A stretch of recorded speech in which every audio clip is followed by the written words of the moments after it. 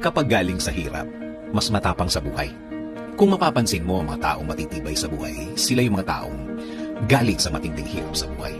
Mga naranasang grabe sa bigat ang mga problema na kung mararanasan sa buhay ng isang simpleng tao, susuko at susuko talaga. Aayaw at aayaw talaga.